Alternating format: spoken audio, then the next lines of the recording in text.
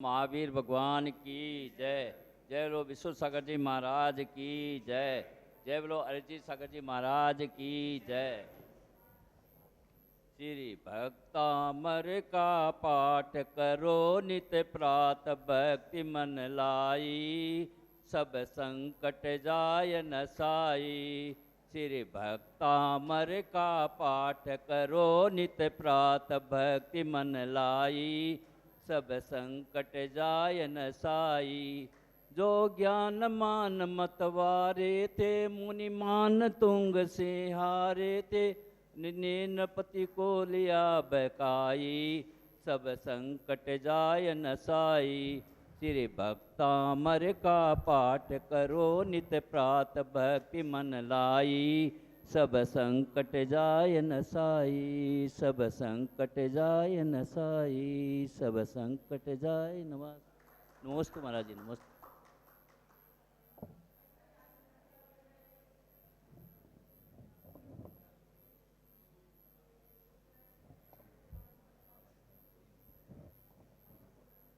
बहुत बहुत धन्यवाद। अब चलें सभी अपने हाथों को जोड़ेंगे और गुरुदेव के चरणों में आग्रह करेंगे। हे गुरुदेव, अपने अमृतमयी वचन हम सभी को प्रदान करने की अनुकंपा करें। हे गुरुवर, नमोस्तु नमोस्तु नमोस्तु गुरुदेव।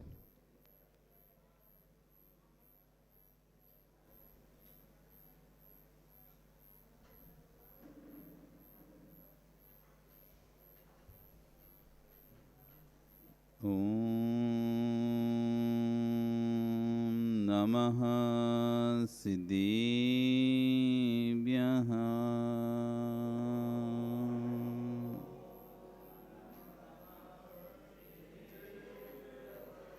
ॐ नमः सिद्धिभ्यः।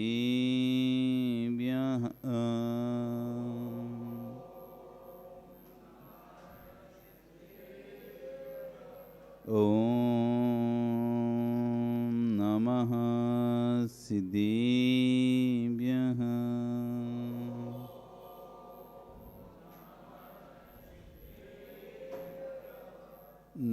तेरी अणिये खगिणाई रुतारी मोए सेरे सिरे निवि हो, आयरी राऊ पसियो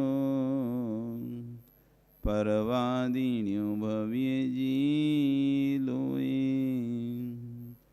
नमो अरिहंताणं नमो सिद्धाणं नमो आयरियाणं नमो वच्छायाणं नमो लोए सव्यसाहुणं। बोलिए अनंतानंद से परमेष्ठी भगवान की, आदिरम आदिनाथ भगवान की, वर्तमान शासन महावीर भगवान की, आचार्य कुंद कुंदेव स्वामी महाराज की, आचार्य गुरु विश्व सागर जी महाराज की, अहिंसा में विश्व धर्म की।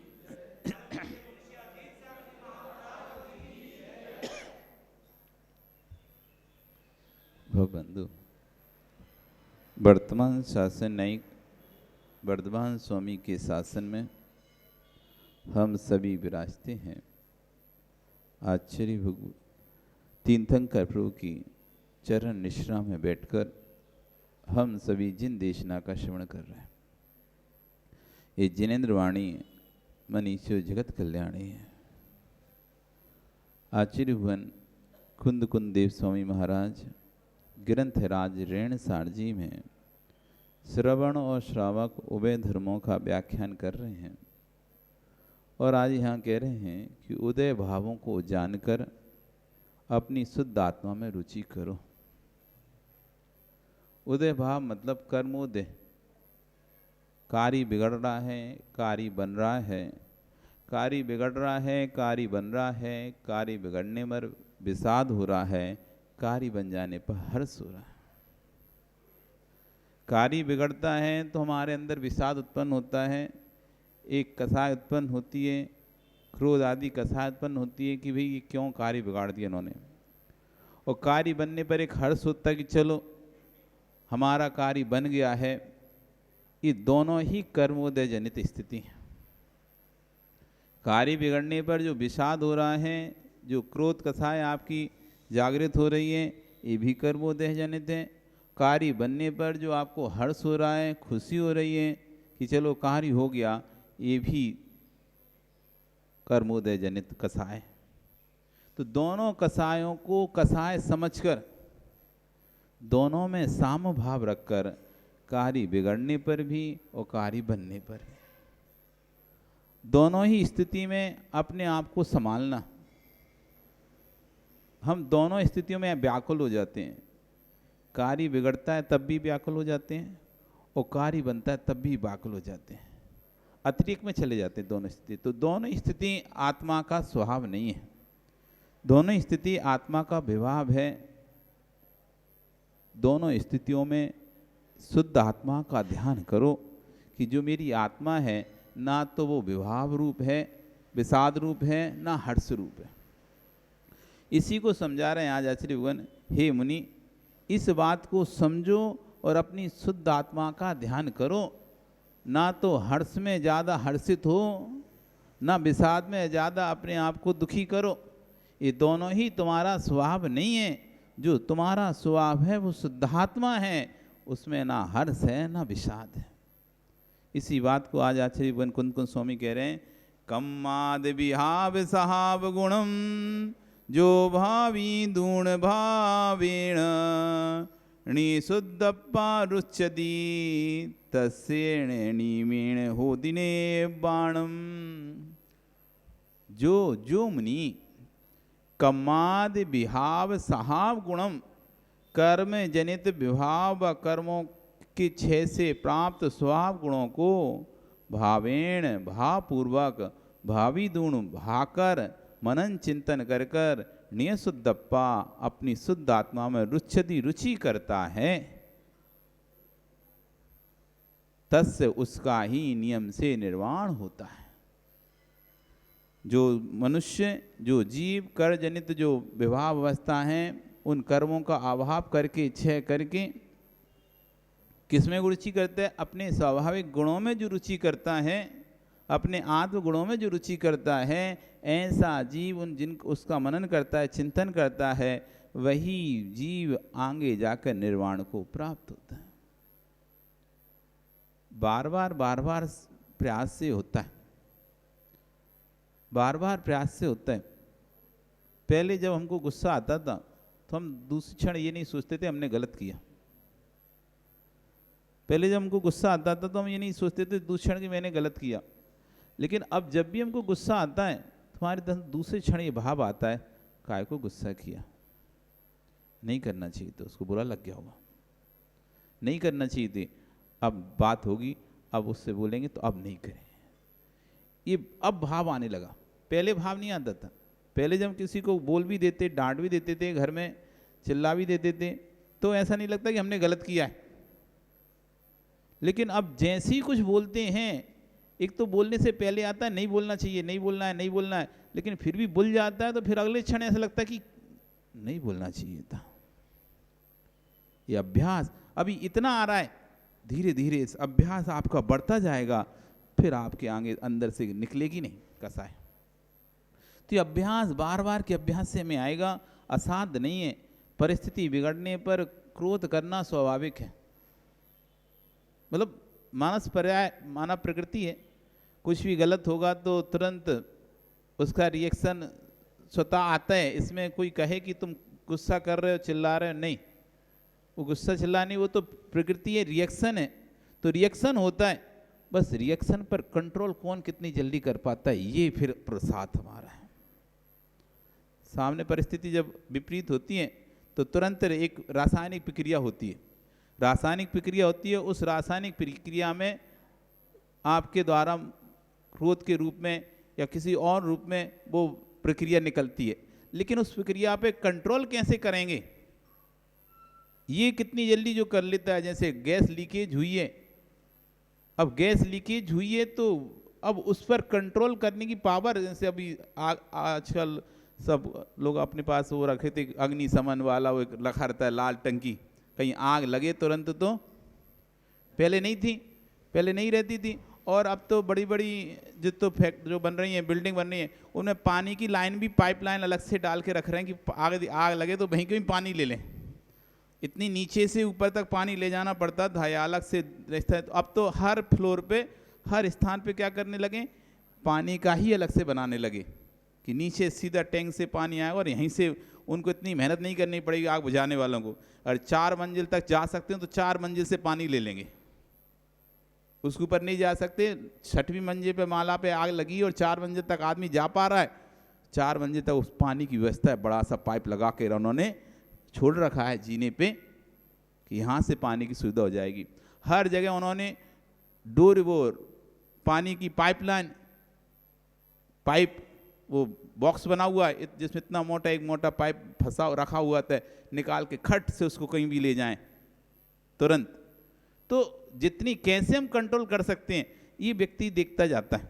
जैसे जैसे लेटेस्ट टेक्नोलॉजी आ रही है, आग लगती है तुरंत वो धुएं के सेंसर से सारा स्विच हो जाता है अपने आप। अब सेंसर लगने लगना तो तुरंत पता चल जाता है, अलार्म बज जाता है, कहीं भी थोड़ा सा भी धुआं उठा वो घर में अलार्म बज जाएगा, फैक्ट्री में अलार्म बन जाएगा, बिल्डिंग में अलार्म बज जाएगा कि आग लगी हुई है। वो थोड़ा सा भी धुआं से वो पकड़ लेता है अलार्म। तो इस तरह से टेक्नोलॉजी, नई नई टेक्नोलॉजी जैसे आती जा रही है, और पहले आग पता नहीं चल पाता है, जब भड़क जाती तब पता चलती थी, अब तो धुआं निकलने से ही पता चल जाती कि धुआं निकल रहा है।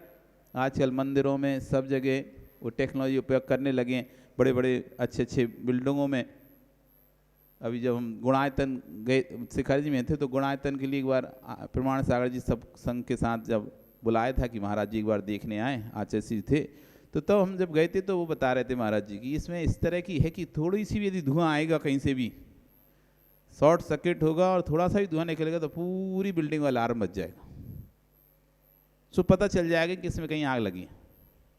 तो हाई टेक्नोलॉजी से बन रहा है ये।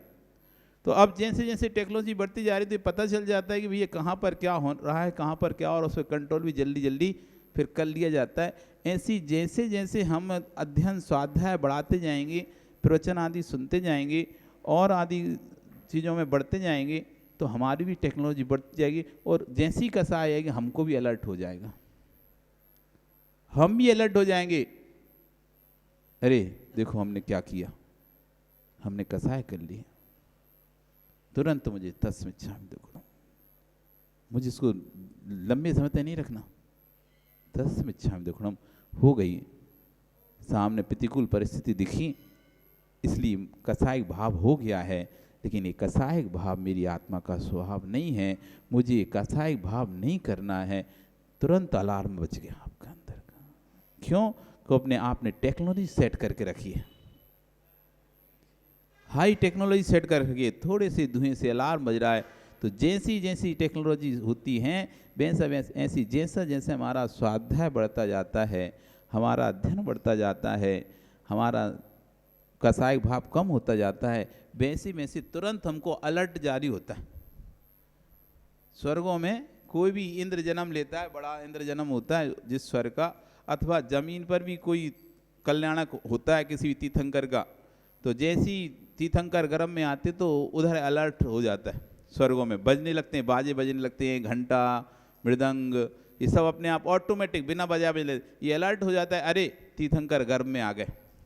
अब कैसे पता, सब तो अपने अपने काम में मस्त है ना, अब कैसे पता चले तीर्थंकर कब च्युत होके आ रहे हैं, तो अलर्ट हो जाता है। और स्वधर्म को तो इतने सारे तीर्थंकरों का मनाना है, अब इधर जाए पता कैसे चलेगा।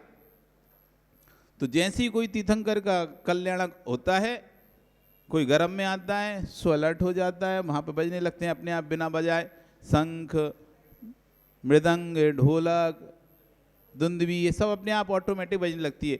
गर्भ में आते हैं, जन्म होता है, तप होता है, ज्ञान होता है, निर्वाण कुछ भी होता है, 24 घंटे थोड़ी ना हम ध्यान दे रहे कब जा रहे। वे तो योग निवृत्त में निकल गए तीर्थंकर, दो वो तो ध्यान में बैठे हैं, कब मोक्ष चले जाए पता क्या किसको, तो ध्यान में से मोक्ष चले गए, अब पता कैसे चले, तो उधर वहाँ पे अलर्ट हो जाता है, बच जाता है वहाँ पे, तो तुरंत स्वधर्मित अपने परिकर के साथ वहाँ आ जाता है जहाँ पर भगवान थे, वो वहाँ पर उनका कल्याणक मनाता है, गर्भ कल्याणक मनाता है, जन्म होता है तो जन्म कल्याण मनाता है, तब की जब भगवान विचार करते तब का सुबह अलर्ट बच जाता है। जैसे ही भगवान को वैराग्य, इधर वैराग्य का भाव बनता है भगवान का, उधर भाव ब्रह्म लोक में लोकांतिक दिवों के यहाँ शंखनाद होने लगता है। ओहो, भगवान को वैराग हो गया, तुरंत वो आते हैं भगवान के वैराग की अनुमोदना करने। इधर सौधर्म के इधर शंखनाद होता है, तो वो अपनी पालकी लेकर आ जाता है भगवान को वन में ले जाने के लिए। सब जगह ऐसी व्यवस्थाएं हैं। ऐसी जब हम अध्ययन करने लगते हैं, स्वाध्याय करने लगते हैं, तो हमारे अंदर भी एक ऐसी व्यवस्था हो जाती है। जैसे आप कई बार आप कहते हैं कि नींद नहीं खुलती, हमारी नींद नहीं खुलती, लेकिन जिस दिन आप सोचकर सोते हो कि मुझे सुबह उठना है इतने बजे और यहाँ जाना है, ट्रेन पकड़ना है, ये करना है, वो करना है, जो भी ऐसे सोच के आप सोते हो, तो आप देखो कि आपको उससे 10-15 मिनट पहले ही नींद खुल जाती है, आधा घंटे पहले ही नींद खुल जाए। जबकि आप रोज नहीं उठते सोकर, रोज 8 बजे भी प्रमोद सो के उठते हो, लेकिन जिस दिन तुमने ये सोच के सोए कि मुझे आज 5 बजे वहाँ जाना है, तो आप पाओगे 4:30 बजे आपकी एक बार नींद खुलेगी। अब फिर आलस करके सो जाओ दोबारा से, तो बात अलग है कि भाई फिर से सो गए, तब 8 बजे उठे तो वो आधा नहीं छूट गए। लेकिन आप जो सोचकर सोते हो, एक अलार्म भर देते हो आप अपने मस्तिष्क के अंदर, तो जैसे ही वो आपने मस्तिष्क के अंदर अलार्म भरा और एक बार आप कितने बजे सोए हो, एक बार आपकी नींद खुलेगी। फिर आपको आलस आता है, थोड़ा देर और सो जा रहा, वो 5 मिनट जैसे ही सोए तो 5 मिनट नींद खोलते हैं तो 1 घंटा निकल जाता है। ये सोच के बस 5 मिनट और उठ जा रहे हैं, अब थोड़ा सा 5 मिनट और सोते हैं, अभी तो 4:30 बजे, 5 बजे जाना है, 4:45 तक उठ जाएंगे, बस अब अलार्म खत्म है वो। तो ऐसे ही अपने अंदर जब आता है भाव, अरे मैंने अच्छा नहीं किया, तभी एक आलस भी आ जाता है, हाँ उसने भी तो ऐसा किया इसलिए तो ऐसा किया। आपने यदि उसको स्वीकार कर लिया इस भाव को, तो अब तुम नहीं उठ पाओगे। तुरंत जैसे ही आया था मैंने गलत किया, हे भगवान तस्मिच्छामि दुक्कडम, उस समय अंदर एक और भाव साथ में जगता है। जैसे अलार्म बजता है तो 2 भाव होते हैं, एक भाव कहता है चलो उठ जाओ, एक कहता है थोड़ा 5 मिनट और सो लो। एक क्या कहता है भाव, उठ जाओ भाई, और एक कहता है कि भाई 5 मिनट और सो लो। अब तुम्हारे ऊपर जो हावी हो जाए, यदि उठने वाला हो जाए तो अंदर आएगा भाव, नहीं 5 मिनट नहीं सोना, अभी 1 घंटा पता नहीं चलेगा, और उठ जाते हो। और एक अरे कुछ नहीं होता 5 मिनट में, तो अब वो 1 घंटा निकल जाएगा, पता भी नहीं चलेगा। तो ऐसे ही जब हम किसी पर गुस्सा करते हैं या कोई गलती करते हैं, तो 2 भाव अंदर उत्पन्न होते हैं। एक भाव कहता है नहीं तुमने गलत किया, एक भाव कहता है नहीं तुम्हें ऐसा नहीं करना चाहिए था, दूसरा भाव कहता है उसने ऐसा किया इसलिए किया, हमने कोई गलती नहीं हमारी।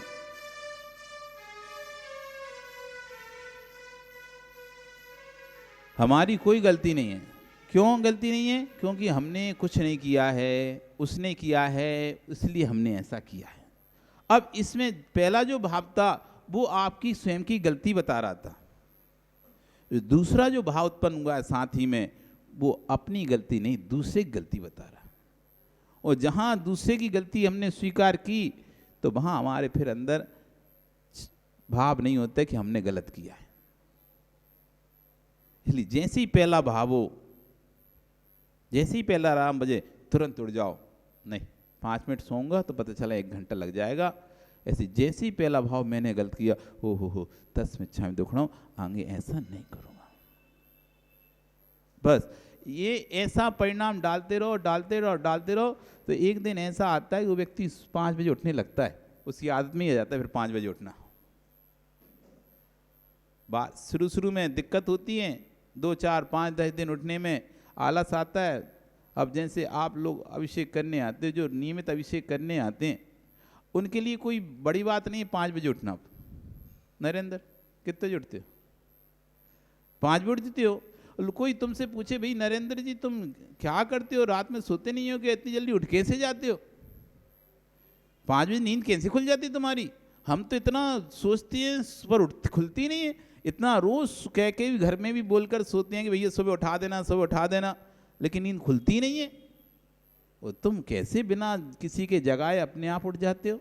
कोई अलार्म ना कोई कुछ, और फिर भी व्यक्ति उठ जाता है। अब उसकी आदत में आ चुका है वो। अब वो उसकी आदत में आ चुका है, अब उसे किसी अलार्म की जरूरत नहीं है। स्वतः जैसे समय होता है अपने आप नींद खुल जाती, बिना अलार्म के, बिना अलार्म के। जिनको सुबह उठने की आदत है, 4 बजे 5 बजे उठने की आदत है, उन्हें किसी अलार्म की जरूरत नहीं होती। घर के लोग परेशान हो जाते हैं, उठ के खटपट खटपट करने लगते हैं। तुम्हें नींद नहीं आती क्या, सोते नहीं रात में, ऐसा और बोलने लगते। हमको तो उठते नहीं बनता और तुम 4 बजे से उठकर कहाँ क्या करते रहते हो। तो ये आदत में आ गए। ऐसी जिसके अंदर ये आदत आ जाएगी अपनी दोष को स्वीकार करने की, अपनी गलती को स्वीकार करने की, तो तुरंत जैसी गलती होगी अलार्म बजेगा, तुमने गलत किया, ऐसा नहीं करना चाहिए था। तस्मिच्छामि दुक्खड़म। यही आचार्य वन कह रहे हैं कि जो मुनि कर्म जनित विभाव कर्मों को क्षय कर लेता है, उनको समझकर उनको हटा देता है कि नहीं ये तो कर्म जनित है, जो सुख सुविधाएं मिल रही हैं वो भी कर्म जनित हैं, मुझे इन सुख सुविधाओं में भू मस्त नहीं होना है। ये जो ख्याति पूजा मिल रही है, नाम मिल रहा है, ये सब ऐसा कीर्ति कर्म हैं, उसमें मस्त नहीं होना है। क्योंकि व्यक्ति आनंद सुख मिलने पर, यश मिलने पर मस्त हो जाता है, उसमें भूल जाता है फिर। तो जो इसको कर्म जनित जानकर छोड़ देता है और अपने स्वभाव के गुणों में भक्ति भाव पूर्वक उनका चिंतन करना लीन हो जाता है, ऐसा जीव ही नियम से निर्वाण को प्राप्त होता है। आचार्य भगवान अब विश्वेश्वर जी महाराज कह रहे हैं, परम योगीश्वर बीतरागी तपोधन, आत्मा के उपकार का कोई मार्ग है तो जिन लिंग है, इसे निर्वाण लिंग भी कहते हैं। इसके कई नाम हैं, श्रवण भी नाम है इनका, मुनि श्रवण, निर्ग्रंथ, जिनलिंग, निर्वाण लिंग। निर्वाण दीक्षा, जिस दीक्षा से निर्वाण की प्राप्ति होती है उसे कहते हैं निर्वाण दीक्षा। इसका दूसरा अपर नाम भी है निर्वाण दीक्षा। ये नाम निर्वाण दीक्षा महाराष्ट्र में चलता है। जो क्षुल्लक होते हैं उनके क्षुल्लक बोलते हैं, मुनियों को कहते हैं निर्वाण दीक्षा। ये निर्वाण दीक्षा है इनकी। कौन सी दीक्षा है हमारी? निर्वाण दीक्षा। क्योंकि इसी भेद से, इसी दीक्षा से, इसी लिंग से निर्वाण होता है और कोई भी भेद से निर्वाण नहीं होता। जगत के कितने भी भेष बना लो, निर्वाण का एक ही भेष है, जिन लिंग ही भेष है। जिस अरिहंत लिंग को, इसे अगला नाम, इसका नाम अरिहंत लिंग भी है। अरिहंत भगवान का जो लिंग है, अरिहंत भगवान की जो मुद्रा है वो हमारी मुद्रा है। अरिहंत भगवान इसी तरह के रहते हैं। तो जिस तरह के अरिहंत रहते हैं उस तरह के मुनि रहते हैं। तो मुनि मुद्रा का दूसरा नाम है अरिहंत लिंग। ये अरिहंत भगवान का लिंग है, अरिहंत भगवान का चिन्ह है। जैसे आप कोई ड्रेस पहन लेते हो ना, ये भैया आर्मी की ड्रेस है, ये भैया पुलिस की ड्रेस है, ये भैया डॉक्टर की ड्रेस है, ये वकील की ड्रेस है, ये स्कूल की ड्रेस है। तो ऐसे आप भेष, जो जिसकी ड्रेस उसको वैसे ना, तो ये अरिहंत की भेष है, अरिहंत की ड्रेस है। जो हमने पहना है ये कौन की ड्रेस है? अरिहंत की ड्रेस है। ये अरिहंत लिंग है, इसे अरिहंत लिंग कहते हैं। तो कह रहे ये अरिहंत लिंग को पाने के लिए देवता तरसते हैं। देवताओं को अरिहंत लिंग प्राप्त नहीं हो सकता। कितने ही रिद्धिधारी बन जाए, कितने से ऊंचे स्वर्ग में चले जाएं, कितना भी कुछ उनको प्राप्त हो जाए, तब भी वो इस अरिहंत लिंग को प्राप्त नहीं कर सकते। कितना प्रभाव होता है देव के पास, कितनी रिद्धियां होती हैं। ऊपर ऊपर सुख द्वितीय स्थिति, प्रभाव सुख द्वितीय लीस्या विशुद्धि, इंद्रिय अवधि ज्ञान विषय अधिक अधिक होते हैं। सब ऊपर ऊपर, आयु अधिक, प्रभाव अधिक, सुख अधिक, कांति अधिक, विषय सुख अधिक, अवधि ज्ञान अधिक, सब कुछ अधिक होता है। इतना पावर होता है, पूरे 2.5 द्वीप को पलट दें एक इंद्र के अंदर, इतनी ताकत शक्ति होती है, पूरा पलट सकते हैं। तब भी अरिहंत लिंग को धारण नहीं कर पाए, अरिहंत लिंग को धारण नहीं कर पाएंगे। कितना भी शक्तिशाली देव हो, कितना भी कहते हैं ना रिद्धियों से संपन्न हो, अनेक प्रकार के शरीर बनाना भी जानता हो, अनेक प्रकार की विक्रियां करना भी जानता हो, तभी अरिहंत लिंग को धारण नहीं कर पाएंगे। अरिहंत लिंग को प्राप्त करने के लिए देवता तरसते हैं, तिर्यंच तरसते हैं, नग्न होकर भी अरिहंत लिंग को प्राप्त नहीं कर पा रहे हैं। नारकी तरसते हैं, वो भी नग्न रहते हैं, तब भी अरिहंत लिंग को प्राप्त नहीं कर पाते। देवता तरस रहे, तिरंच तरस रहे, नारकी तरस रहे, यहाँ तक कि मनुष्य भी तरसते हैं। मनुष्यों को जबकि ये लिंग प्राप्त हो सकता है, लेकिन हर व्यक्ति को अरिहंत लिंग प्राप्त नहीं होता। ना जाने कितने भवों का पुण्य उदय में आता है, तब जाके अरिहंत लिंग प्राप्त होता है। आसान नहीं है, खेल नहीं है बच्चों का, तेल निकल जाता है अच्छे अच्छों का। तो मनुष्य भी तरसते हैं, सभी जीवों के बस में नहीं है जिन लिंग प्राप्त करना मनुष्यों में भी। यदि इतना आसान होता तो आज संख्या चौगनी पचौगनी हो, कहीं ना जाने कितनी होती दिगंबर साधुओं की। सबसे कम संख्या है दिगंबर साधुओं की। वस्त्रधारियों की संख्याएं बहुत हैं, वस्त्रधारियों की संख्याएं बहुत हैं, वस्त्रधारी साधु संतों की संख्याएं बहुत हैं जगत में, सभी दर्शनों में। लेकिन जिन दर्शन में सबसे कम कोई संख्या है तो अरिहंत लिंग की संख्या है, क्योंकि महंगी और उत्कृष्ट वस्तु कम ही होती हैं। हाई क्वालिटी की और महंगी वस्तुएं कम ही होती हैं। जितनी आपके पास सामान्य गाड़ियां हैं, जितनी रोड पर सामान्य गाड़ियां घूमती हैं, जो आप देखते हैं सबके पास गाड़ियां हैं, किसी के पास मारुति, किसी सुजुकी और किसी की होंडा की, किसी की किसी कंपनी की, तो गाड़ियां आपको रोड पर घूमती हुई दिखती हैं। उतनी क्या मर्सिडीज कार दिखाई देती हैं? उतनी क्या मर्सिडीज कार दिखाई देती हैं? नहीं देती, कम देती हैं। 1 2 4 लोगों के पास मिल जाएगी, 6 लोगों के पास मिल जाएगी पूरे नलवाड़ी में यार घूमे तो, अधिक नहीं है। क्योंकि अच्छी क्वालिटी की अच्छी चीज कम ही तैयार होती है, कम ही लोग खरीद पाते हैं, क्योंकि इनकी रेट बहुत हाई होती है। ये हाई रेट हर व्यक्ति के बस में नहीं होती। सामान्य वस्तु हो तो हर कोई खरीद लेता है, 20 लाख 25 लाख 30 लाख ये नॉर्मल है। ये 20 लाख तक की गाड़ी आपको ढेर मिल जाएंगी, एक नॉर्मल रेंज है, इसको हर मध्यम वर्गीय व्यक्ति खरीदता है। एक हर मध्यम व्यक्ति 10 लाख से शुरू होता है और 20 लाख के अंदर अंदर खरीद लेता है। ये सामान्य रेंज है। लेकिन जैसे ही हाई रेंज पर जैसी जैसी जाते जाते हैं, हम ऊपर ऊपर बढ़ते जाते हैं, 5 करोड़ की गाड़ी, 10 करोड़ की गाड़ी, 20 करोड़ की गाड़ी, 100 करोड़ की गाड़ी, इतनी महंगी महंगी भी होती हैं। कितने लोगों के पास मिलेंगे? गिनती पर गिनने लायक लोगों के पास। ऐसी जो अरिहंत लिंग है वो हाई क्वालिटी का लिंग है, इसलिए ये भी गिनती पर गिनने लायक लोगों के बीच में मिलता है। जैन समाज के श्रावकों की गणना नहीं कर पाओ कितने हैं, कितने हैं अंदाज बता दोगे? हाँ इतने लगभग लगभग हैं, 5 लाख 10 लाख 50 लाख 100 लाख ऐसा करके गिनती कर बता। लेकिन साधुओं को एग्जिट बता सकते हो तो कितने हैं? महाराज जी टोटली पूरे ले जाके नहीं 500 निकलेंगे बस, इससे ज़्यादा नहीं है। दिगंबर मुनि तो पूरा कैलकुलेट भी करोगे ना तो 500 से अधिक नहीं निकलेंगे। सारे मिला लोगे ना, मुनि आर्य का छुल्लक छुल्ली का, तो 1500 से 2000 के बीच में समट जाएंगे, खत्म। 1500 से 2000 के बीच में सब समट जाएंगे, इतने कम हैं। तो इस अरिहंत लिंग को जीव मनुष्य तरह से सभी जीवों के बस में नहीं है जिन लिंग प्राप्त करना।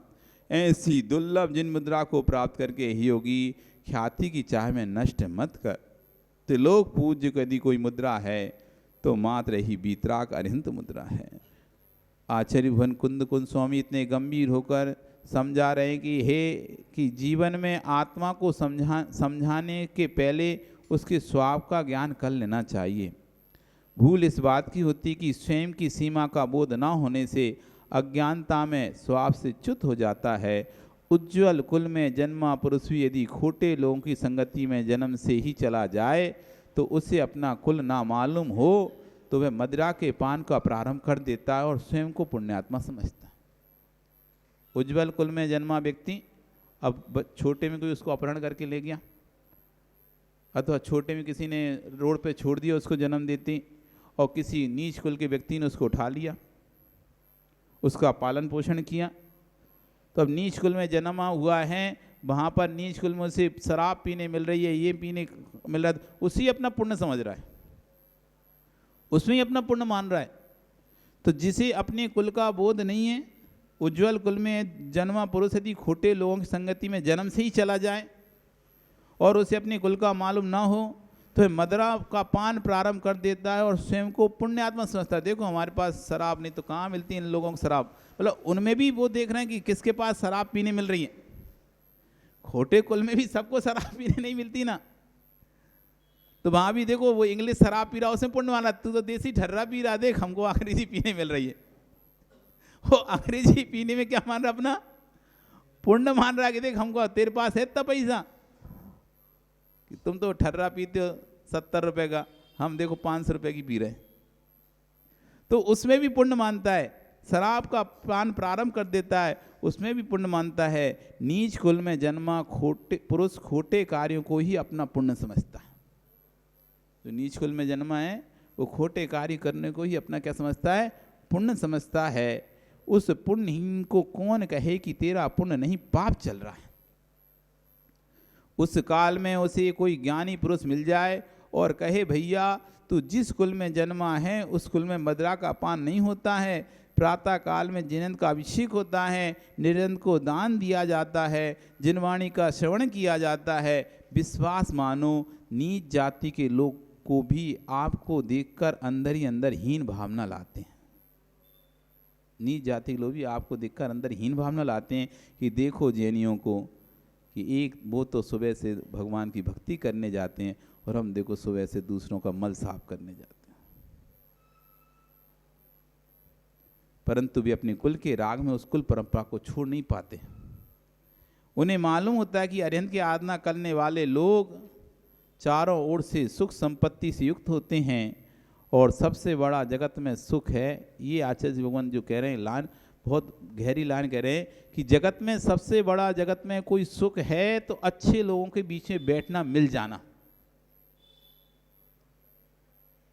हर व्यक्ति चाहता है मैं अच्छे लोगों के बीच में सम्मान प्राप्त करूं, बुरे लोगों के बीच में सम्मान प्राप्त करना कोई बहुत बड़ी बात नहीं। कितना भी जगत का सबसे बड़ा कोई सुख है तो श्रेष्ठ लोगों के बीच सम्मान को मिलना। श्रेष्ठ लोगों के बीच सम्मान नहीं मिले ना, उसकी संपत्ति बेकार है, धन बेकार है। यदि आप अच्छे लोगों के बीच में आपको सम्मान नहीं प्राप्त हो तो आपका धन संपत्ति किस काम का। और अच्छे लोगों के बीच में यदि आपको बिठा ले, आओ आओ बैठो आओ, तब देखो जो आनंद आता है, ओहो बड़े लोगों के बीच में हमें बैठने मिल रहा है, सज्जन लोगों के बीच में बैठ रहा। आज यदि आप जाओ कहीं साधु संत संग बना हो और 2 4 6 10 साधु वहाँ इकट्ठे हों और वहाँ आप सब लोग लाइन में खड़े हैं और आप भी पहुँच गए, ओह कैलाश जी ओ कपूर चंद जी आइए, सज्जन लोगों के बीच में इतने महाराजों के बीच में ओहो हमको बुलाया। जो आनंद आपको आएगा वो पैसे वाले को नहीं आएगा, वो बगल वाले पैसा भी खड़ा रहेगा ना उसको नहीं आएगा। तो श्रेष्ठ पुरुषों के बीच में सम्मान प्राप्त कर लेना ये जगत का सबसे बड़ा सुख है। नहीं तो लोग बिठालते नहीं अपने पास में, नहीं अच्छे लोगों के बीच में आप बैठ जाएं। आप कहीं जाते हैं, आप ऐसी सामान सी देखो, आप ऑफिस में आपके मैनेजर हैं और भी ऊंची ऊंची पोस्ट वाले लोग हैं और आप नीचे काम कर रहे हैं, वो ऊंचे पोस्ट वाले लोग आपको यदि बुलाकर अपने कैबिन में बिठा ले तो आप अपने आप को गौरवान्वित महसूस करते हो नहीं करते हो। ऑफिस में सब हमको बुलाते हैं, बड़े बड़े मैनेजर भी हमको बुलाते हैं, बड़े बड़े सब लोग हमको पूछते हैं, एक सम्मान आपको अपने अंदर से महसूस होता है कि बड़े लोगों के बीच में उठने बैठने मिलता है हमको। और 4 लोग देखते हैं, अरे भैया तुम कलेक्टर के साथ उठते बैठते हो, तुम्हारी तो मंत्रियों के साथ पहुंच है, ऊंचे लोगों के साथ तुम्हारा उठना बैठना है, गाड़ियां, बड़े बड़े लोगों की गाड़ियां तुम्हारे यहाँ आती हैं। तो एक अंदर से सम्मान महसूस होता है। कुछ नहीं हो रहा, उनके पास बैठने मात्र से व्यक्ति अपने आप को गौरवान्वित महसूस कर लेता है। श्रेष्ठ पुरुषों के पास बैठने मात्र से व्यक्ति अपने आप को गौरवान्वित महसूस करने लगता है। हर कोई जाकर महाराज से बात नहीं कर पाता। एक व्यक्ति ऐसा है जो महाराज के पास जाकर अच्छे से बात कर लेता है, अच्छे से बोल लेता है।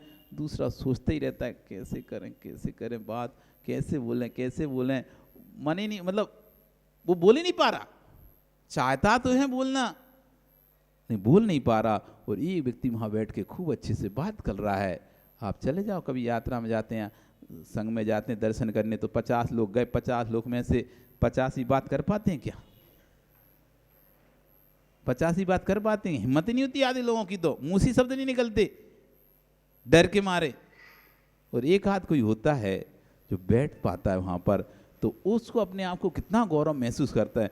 ओह, मैं बगल में बैठा हूँ, बाकी सब तो सामने दूर बैठे हैं, हम पास में बैठे हैं, हम स्टेज पर बैठे हैं, सब लोग तो बाहर नीचे जमीन पर पंडाल में बैठे हैं, हमको स्टेज पे बिठा लाता, हमको बुलाया था, हमको हमारा नाम लिया था। जैसे ही शेष विश्वों के बीच में हमारा नाम आता है तो हमें अंदर से गौरव महसूस होता है, सुख महसूस होता है। तो जगत का सबसे बड़ा सुख यही है। पैसा सुख नहीं है, धन सुख नहीं है, संपत्ति सुख नहीं है।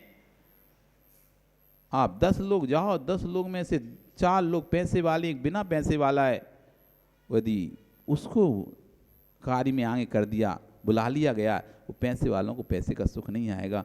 अरे इस जगह तो हमको बुलाना चाहिए था। तो जगत में यदि कोई सबसे बड़ा सुख है तो श्रेष्ठ लोगों के बीच सम्मान प्राप्त करना, इससे बड़ा जगत में कोई सुख नहीं है। इसलिए अपने आप के चाहत को इतना विकसित कर लो कि सभी लोग आपको सम्मान दें। जहाँ भी जाएं आप, वहाँ पर आपका सम्मान हो। अरबपति खरबपति हो जाओ, परंतु श्रेष्ठ विश्वों के बीच में बैठने नहीं मिलता हो तो उससे बड़ा दुखी कोई नहीं है। अरबपति खरबपति भी हो जाएगा व्यक्ति, और यदि श्रेष्ठ पुरुषों के बीच में से बैठने को स्थान नहीं मिल रहा होगा, हाँ, बहुत गहरा अनुभव किया है। साधु बनकर भी यदि आचार्यों के पास बैठने मिल जाए, सभी साधुओं को नहीं मिलता ना। अब आचार्यों की सभा लगी है, अभी गोमटेश्वर था, गोमटेश्वर में वहाँ तो मेला था, इतने सारे आचार्य। अब वहाँ पर जब इतने 50 60 70 साधु बैठे हैं, उनमें से यदि कोई मुनि को, उनको किसी मुनि का नाम लेकर आप इधर आओ, यहाँ बैठो, तो उस मुनि को तो ऐसा लगता था जैसे स्वर्ग का सुख मिल गया। भैया इतने सारे साधुओं के बीच में से आचार्य ने हमको चुना है। पूरी सभा लगी हुई थी, बड़े बड़े आचार्य आए, वर्धमान सागर जी और भी आचार्य, देवनंदी जी थे, और भी बहुत सारे आचार्य थे गोमटेश्वर में। तो वहाँ से एक वो आता था, सीधा प्रस्ताव, ऐसा रूल आता है, सीट रूल आता है दिन भर का क्या। तो एक वो आया, जैसे सब जगह से एक व्यक्ति को चुनते ना ऐसे, तो एक महाराज की समाधि चल रही थी। तो समाधि के लिए हर संघ में से 2 साधुओं को चाहिए था। 2 साधु को, या एक साधु एक संघ से, छोटा संघ है तो एक साधु, बड़ा संघ है तो 2 साधु, ऐसा। तो वहाँ से आया एक भट्टारक जी आए, आचार्य जी 2 साधु आपके, कोई भी योग्य साधु 2 चाहिए समाधि के लिए। तो तुरंत आचार्य जी का, ले जाओ और सागर को ले जाओ। तो तब इतना एक गौरवान्वित, इतने सारे आचार्यों के बीच में, इतने सारे साधुओं के बीच में, वहाँ पे 50 सैकड़ों साधु हैं, और वहाँ पर मुख्य रूप से मुख्य करके रखा गया। ऐसा भी नहीं कि ले जाओ तो ऐसे 25 साधु, 10 साधुओं को वहाँ पर एक ग्रुप समूह बना देते हैं, बेंच बनाते हैं 10 साधुओं के। इन 10 साधुओं को ध्यान रख, उन 10 में भी सब बड़ी बड़े दीक्षा वाले, उनके बीच में भी हमको आगे कर दिया। तुम करो, तुम्हारा सुना है, अच्छा करते हो। तो इन बड़े लोगों के बीच में, बड़े बड़े साधुओं के बीच में जो सम्मान प्राप्त होता है, उससे बड़ा कोई सुख नहीं होता। ऐसा लगता है सब कुछ मिल गया, इतनी मेहनत करना सार्थक हुआ कि अपन इतनी मेहनत कर रहे थे, आज इतने बड़े मेले में इतने लोगों के बीच में खड़ा कर दिया, ये मुखिया रहेगा, इनके निर्देशन में चलोगे सब लोग। टीम बनाते ना, टीम किसी कार्य के लिए टीम बनाते, उसमें एक व्यक्ति को करके इसके अंडर में सभी बड़े बड़े IAS IPS सब लोग हेड करता है, टीम लीडर जैसे बोलते। तो उस समय उन सबके बीच में तुम्हारा नाम आ जाए, इससे बड़ा सुख क्या होगा। तो श्रेष्ठ सुख जगत में वही है कि अच्छे लोगों के बीच में आपको मिल रहा है, नहीं तो अरबपति खरबपति हो जाए, और यदि अच्छे लोगों के बीच में उसको बैठने नहीं मिलता हो तो उससे अपने पैसे का, धन का, संपत्ति का कोई आनंद नहीं आएगा। तो ऐसा काम करो जिससे कि तुमको अच्छे लोगों के बीच में सम्मान प्राप्त हो। जो सौधर्महीन होता है और सामान्य जाति के देव भी होते हैं, स्वर्ग में सौधर्महीन भी होता है और सामान्य जाति के देव भी होते हैं, त्रांसित जाति के देव भी होते हैं, अनीक जाति के, किलबिश जाति के, पाइसत जाति के, आत्मरक्ष जाति के 10 प्रकार के देव होते हैं स्वर्गों में। एक एक स्वर्ग में 10-10 प्रकार के देव होते हैं। एक होता है इंद्र, जिसकी आज्ञा, ऐश्वर्य, वैभव चलता है, जिसका आदेश चलता है पूरे स्वर्ग लोक में, वो होता है इंद्र। दूसरा होता है सामानिक, जिसका वैभव तो इंद्र के समान होता है लेकिन आज्ञा नहीं चलती, जिसका पावर नहीं है लेकिन वैभव पूरा इंद्र के समान है, जितनी धन संपत्ति इंद्र के समान है। जैसे आपके घर में आपके पिता हैं, तो आपके पिता अब रिटायर्ड हो गए या अब काम नहीं करते, व्यापार नहीं करते, लेकिन जितना संपत्ति आपके पास है उतनी संपत्ति में सब वो भोग रहे हैं। घर, एक ही घर में तो रह रहे हैं, अलग से तो कुछ नहीं कर रहे, लेकिन आपका अधिकार चल रहा है। व्यापार में जाते हो तो आपका अधिकार चलता है कि पिता का अधिकार चलता है, वहां पर साइन सील सिक्का आपका मान्य है, सौदा जो आपने किया है वो मान्य है, लोग आपकी बात मानते हैं। नौकर चाकर भी अरे पिताजी तो बूढ़े हो गए बोलते ही रहते हैं, लेकिन आप जो बोलोगे वो नौकर भी बिल्कुल एकदम अलर्ट, ऐसा करना तो करना भैया, सेठ ने बोला है। सेठ के पिता ने ही बोला था लेकिन उस पर असर नहीं पड़ा, सेठ के पिता ने ही उसको बोला था लेकिन उससे कोई असर नहीं पड़ा, और लेकिन जैसे ही सेठ ने बोला, ओह अब तो करना पड़ेगा, सेठ ने बोल दिया है, पावर जिसका चलता है उसकी बात मानते हैं। और दूसरा भले समान है, ऐसा नहीं कि वो इंद्र उसकी बात काट रहा है या बेटा पिता की बात काट रहा है, लेकिन पिता ने कहा था तब नहीं माना, उसी बात को, पिता की बात को जब बेटे ने कहा तो मान लिया। क्यों? आदेश बेटे का मानना पड़ेगा, क्योंकि सैलरी तो निकालना करना तो बेटे के हाथ में, कब निकाल दे पिताजी तो कहते हैं भाई हम क्या जाने, बेटा जाने, हम क्या जाने, बेटा जाने, क्योंकि सारा तो अब पूरा कार्यभार तो बेटे को सौंप दिया है ना, अपने हाथ में तो कुछ रखा ही नहीं है। तो अब ये सामान्य जाति जैसे हो गए, सामान्य जाति के देव जैसे हो गए, घर में रह रहे हैं, सुख भोग रहे हैं, बिल्कुल वैसे ही, खाने पीने कोई कमी नहीं है, सब कुछ ओढ़ने पहनने कोई कमी है, लेकिन अब आज्ञा इनकी नहीं चलती व्यापार में।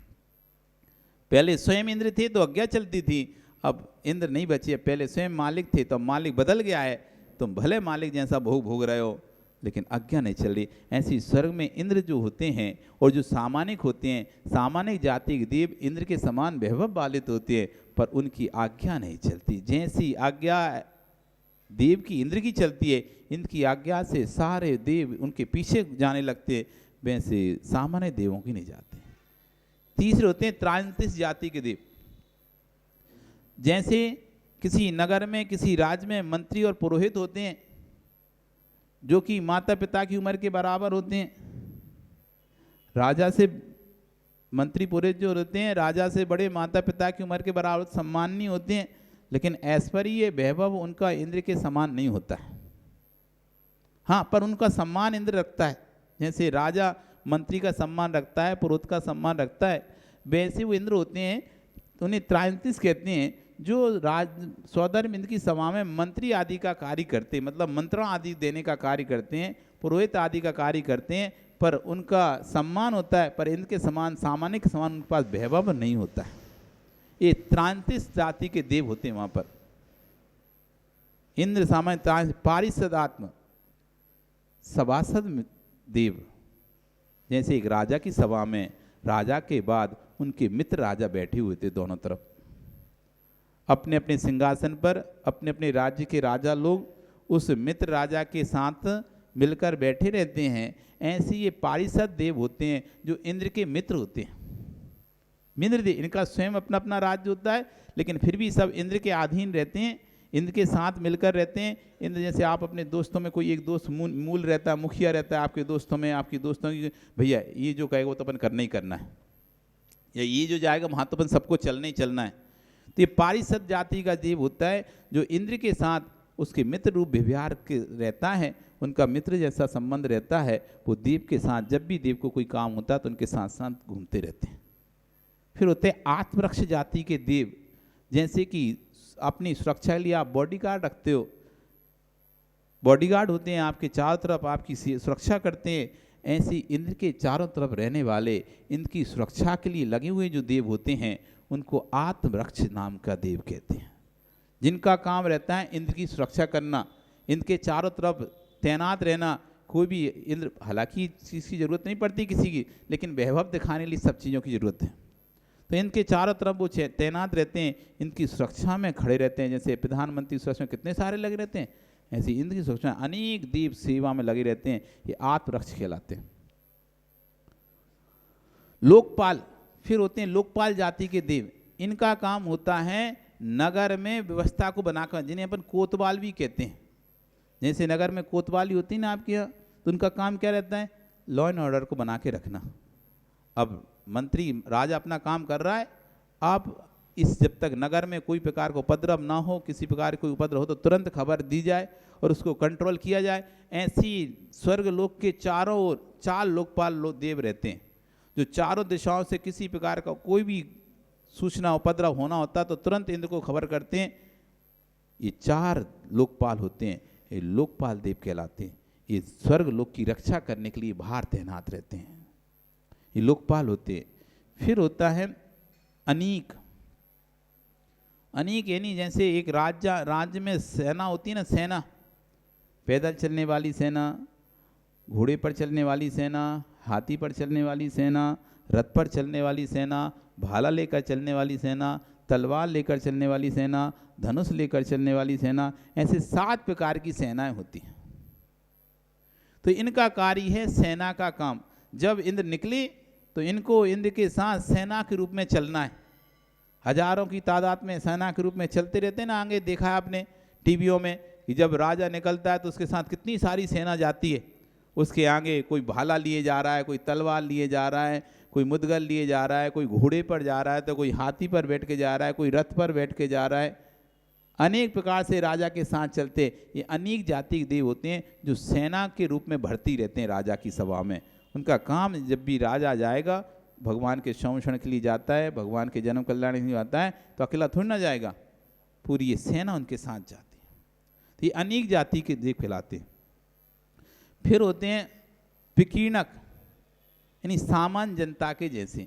देखिए राज्य है, राज्य में राज्य अपना राजा के पास राजा है, मंत्री है, पुरोहित हैं, सभासद हैं, बॉडीगार्ड है, सेना है, उसके बाद पूरा नगर भी तो है ना। फिर राज्य करेगा किस पे, नगर पे। तो नगर में कौन रहता है, सामान्य जन रहते हैं। ऐसे पारिषद जाति के देव में जो सामान्य जन की भांति रहते हैं वहाँ पर, जिन्हें राजा की आज्ञा, राजा के कोई सैलरी नहीं मिल रही राजा से, या राजा से किसी प्रकार का कुछ नहीं मिल रहा है। हाँ, राजा को जब कोई काम होगा तो उनसे वो करवाएगा या बोलेगा आपको इस तरह से नगरवासियों को आज यहाँ चलना है, नगरवासियों को आज ऐसा करना है। तो ये पारिषद जाति के देव रहते हैं। पारिषद नहीं, कौन से, विकीर्णक जाति के देव। विकीर्णक जाति के देव होते हैं जो नगर में सामान्य जन के समान रहते हैं। फिर होते हैं इंद्र, सामानिक, त्रांसे, पारिषद, आत्मरक्ष, लोकपाल, अनीक, विकीर्णक, आभियोग जाति के देव। इन देवों का काम होता है दासी दास का काम, सेवा करने का काम। जैसे राज्य में दासी दास की जरूरत पड़ती है, नौकर नौकरानी की, चाकरों की जरूरत पड़ती है, ये देव वहाँ पर नौकर चाकरी करते हैं। राजा के लिए वाहन की जरूरत पड़ती है तो वाहन बनते हैं। राजा की सेना के लिए जो भी वाहन की जरूरत पड़ती है, घोड़ा की, रथ की, हाथी की, बैल की, किसी भी प्रकार के वाहन की जरूरत पड़ती है, तो ये देव अपनी विक्रिया से वाहन का रूप धारण करके राजा की सेवा में तैनात रहते हैं। राजा को दासी दास की, तो ये दासी दास का काम करते हैं। जो भी राजा के सभा में काम की जरूरत होती है, ये सब ये आभ्युग जाति के देव वहाँ पर सेवा में लगे रहते हैं। फिर होते हैं एक और किल्विसिक जाति के देव, जिनका काम होता है नगर की साफ सफाई करना। झाड़ू जैसे अपने यहाँ नगर की साफ सफाई करने वाले लोग होते हैं ना, एक तो घर में दासी दास का काम करने वाले होते हैं, एक रोड पे साफ सफाई करने वाले काम वो होते हैं। तो ऐसे ये आभ्युग किल्विस जाति के देव होते हैं, जिनका काम रहता है नगर की साफ सफाई रखना और नगर के बाहर जो स्थान है वहाँ पर इनको रहना। इस तरह से 10 प्रकार के देव होते हैं। इन 10 प्रकार के देवों में से राजा के बराबर के साथ चलने वाले, राजा के बराबर में बैठने वाले सिर्फ 3 ही हो गए, 4 हो गए। कौन हो गए? एक तो खुद राजा है, उसके साथ बैठने वाला सामानिक, उसके पास में बैठने वाला कौन? त्रायंत्रिस, और उसके पास में बैठने वाला पारिषद, उसके मित्र राजा। बस बाकी सब तो राजा के लेवल का है ही नहीं है कोई, राजा के लेवल। तो उन लोगों को दुख रहता है हमेशा सदैव कि हम राजा के बराबर से नहीं बैठ पाएंगे कभी, हम राजा की सभा में, राजा के मित्रों के बीच में नहीं बैठ पाएंगे कभी। ऐसे ही सामान्य देवों को दुख होता है, हम इंद्र के जैसे कभी आज्ञा नहीं दे पाएंगे किसी को। तो वहाँ किसका दुख है? उनको आज्ञा नहीं दे पाने का। तो सौदर्मिन जो होता है, और सामान्य जाति देव भी होते हैं। सामान्य जातियों को देवों का वैभव सौदर्म जैसा ही होता है, लेकिन आज्ञा देने को नहीं मिलता है, आदेश देने नहीं मिलता है। सम्राट का पिता सम्राट जैसी संपत्ति से युक्त तो होता है, लेकिन वह सम्राट नहीं कहलाता है, क्योंकि आदेश पिता का नहीं राजा का चलता है। आदेश किसका चलता है? राजा का चलता है। कितना भी आपको सम्मान से रखा जाए, परंतु किसी कार्य में आदेश दे दिया जाए तो इतनी पीड़ा उस जीव को होगी कि मुझे आदेश दिया है। अभी यहाँ से इतने सारे लोग हैं, किसी अरे जाओ तो ये तो सामान उठा के ला, इतने में से हमें काय को उठा दी, उसको तो उठा देते, हम ही उठाया उन्होंने, हर काम के लिए हमें उठा देते हैं, हम पर आदेश चलाते रहते हैं, हम पर कुंभ चलाते रहते हैं। तो कितना दुख होता है। अरे वो भी तो बैठा था, वो भी तो टीवी देख रहा था, उसको भी, हमको भी सीरियल देखना था, उसको भी सीरियल देखना, सबको सीरियल देखना था, एक को आदेश दे दिया चलो तुम जाओ, उठ के जाओ, और उसको दुख हो रहा है कि हमें छोड़ के जाना पड़ रहा है, आदेश मानना पड़ रहा है।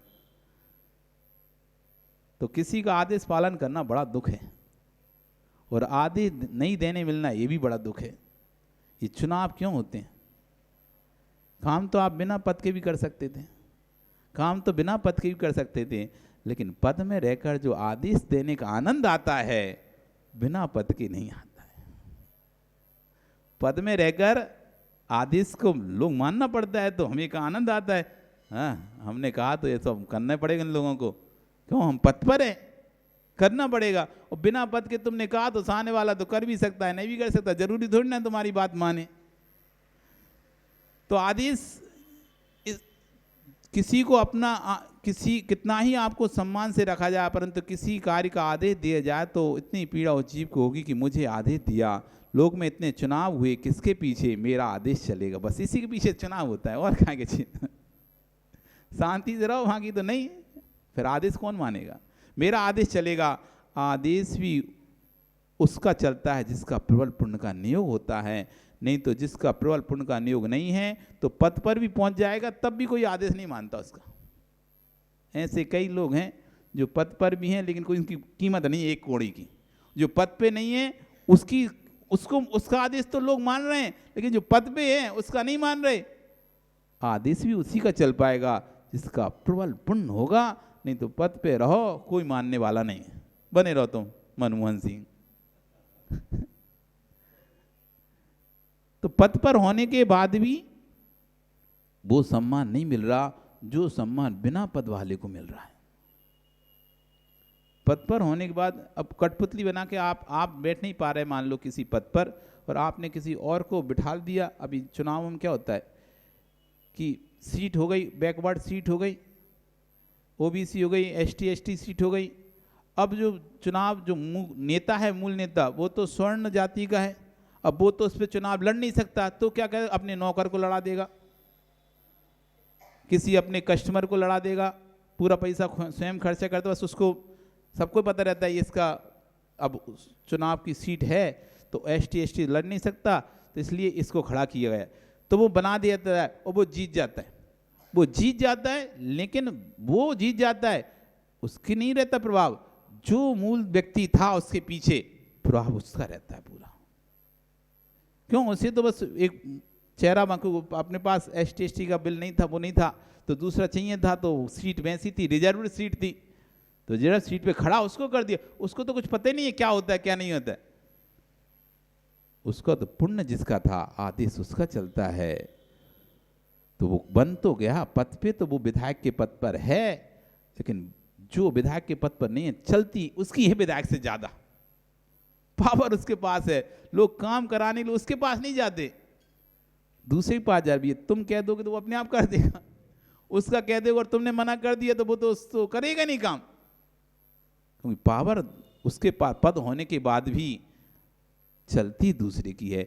तो पद होने के बाद ही चलेगी उसकी जिसका पुण्य होगा, नहीं तो पद रखा रह जाएगा, बैठे रहो तुम पद पर और दूसरा अपना काम करता रहेगा।